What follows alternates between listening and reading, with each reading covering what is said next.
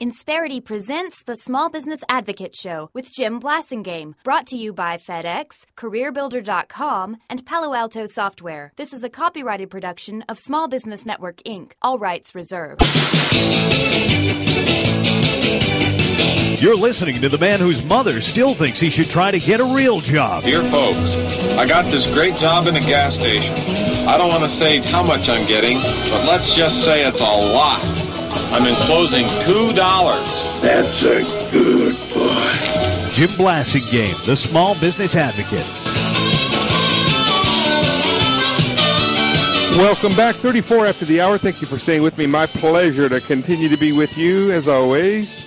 Peter Meyer is our guest, our good friend, longtime Brain Trust member, the author of Creating and Dominating New Markets. Yeah, it's that guy, exactly. The guy you hear me mentioning that term all the time, referencing that book, and give Peter credit for that when we're talking about these things, even when he's not here. He's our good friend. He's bicontinent these days. He's sometimes in Australia, sometimes in the United States, and right now he's in L.A. and joining us now. Peter Meyer, welcome back to the show. Thank you. It's a pleasure to be here, Jeff. It's always a pleasure to have you here, and I know that you were born in Australia. You live there part of the time now, and yep. even though you sound like a surfer dude from California, but I have to say again on the air, I've congratulated you by email.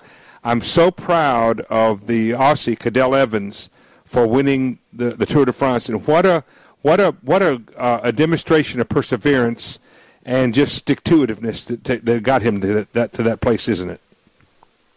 It was a great demonstration. Thank you very much. I appreciate that. It was a great demonstration also of how to run a small business using your mind. Mm-hmm. And that's really, I think, the best message for us is how we can take what he did and use it in our businesses. And, folks, if you don't know much about the Tour de France, it is the preeminent bike race around the world. It's the holy grail of bike racing. It's the Super Bowl, the World Series, the World Cup final, the whole, all that stuff. The finals of the Sweet 16, whatever sport you think about. I don't know whatever that is in Tiddlywinks, but this is it, and I love it. Peter, and I watched every kilometer basically. My wife says I watched some of the days more than once, and I might have. But this is a 21 stage bike race, including stages over the mountains, like as in the Alps. And they were sitting on a bike or pedaling a bike more than 80 hours in 3 weeks, weren't they? Yes, they were. It's an incredibly grueling thing to do. It is the most popular sporting event in Europe, ahead of soccer for most countries. And that's because people love to watch their heroes compete as individuals through the race. And, boy, do they look good when they do it. Well, and boy, is it hard. Oh, hard. Folks, imagine that you run in a 23-day period, because there are 2 days of rest in the middle. Imagine you run 21 marathons in 23 days. It's basically the equivalent of that, isn't it, Peter? It is. And as you said last year, it's like you're playing chess during each marathon.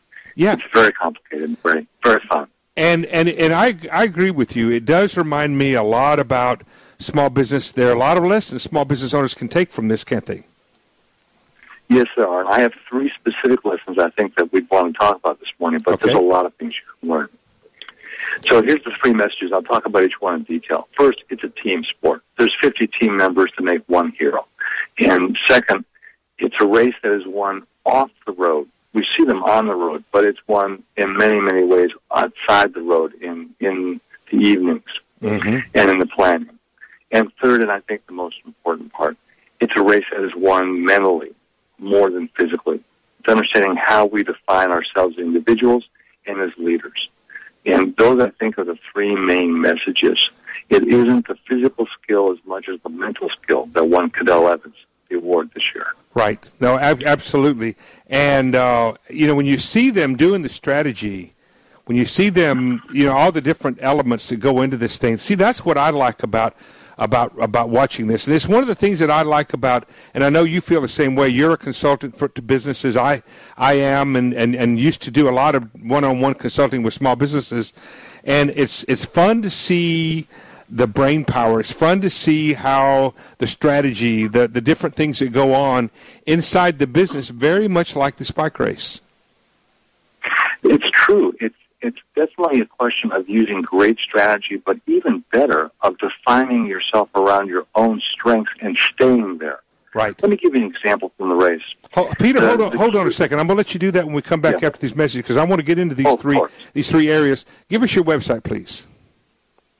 I would send people to warpspeedgrowth.com. All right. Where you can see more about this. warpspeedgrowth.com. That's the name of the other book, too, by the way, Creating and Dominating New Markets and Warp Speed Growth. We're going to talk about these three things that helped Cadell Evans, the very likable, very beloved Aussie, who won the Tour de France this year. 2010, believe it or not, small business owners, you have a lot in common with Cadell Evans. Stay with us. We'll be right back.